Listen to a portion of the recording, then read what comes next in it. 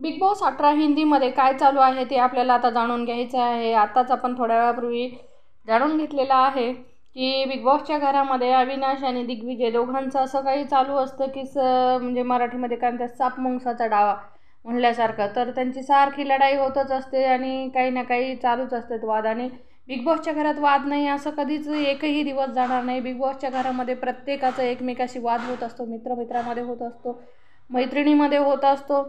असेच म्हणजे चांगलेच वाद पेटलेले होते। दिग्विजय, अविनाश, विवान हे सगळेजण असे म्हणजे बाचाबाची करत होते, जो मोठमोठ्याने आवाज करून भांडणं करत होते।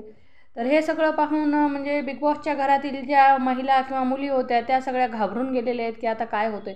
तर अशामध्ये म्हणजे सगळ्यांची भांडणं चालू असताना दिग्विजय हा पळत पळत पळत येत असतो आणि तो त्याचा पाय घसरतं। त्याचा पाय घसरल्यावर त्याला सावरण्याचा प्रयत्न करण्यासाठी अविनाश पुढं गेलेला असतो।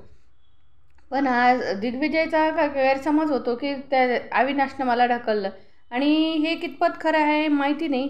पण जेव्हा कन्फेशन रूममध्ये अविनाश जातो तेव्हा बिग बॉस त्याला सांगतात की तुला अविनाशनं ढकललेलं नाही तर तू स्वतःहून पडलेला आहेस, तू पळत जाताना घसरत गेलेला आहेस असं बिग बॉस म्हणजे कन्फेशन रूममध्ये दिग्विजयला सांगतात। दिग्विजय म्हणतो की हा इतका खोटारडा माणूस आहे आणि माझ्यासोबत असं म्हणजे दुश्मनासारखा वागतो, तो एकही मिनिट घरात राहायच्या लायकीचा नाही आहे, मला त्यानं एवढं शारीरिक दुखापत केलेली आहे, माझ्या डोक्याला मार लागलेला आहे असं तो सर्वांना सांगत असतो।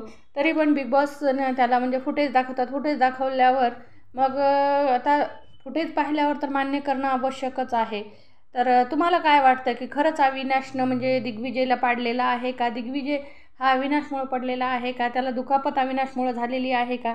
ह्या सगळ्या गोष्टी आपल्याला जाणून घ्यायच्या आहेत। तर तुम्हाला काय वाटतं?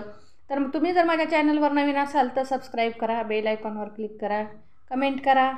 धन्यवाद।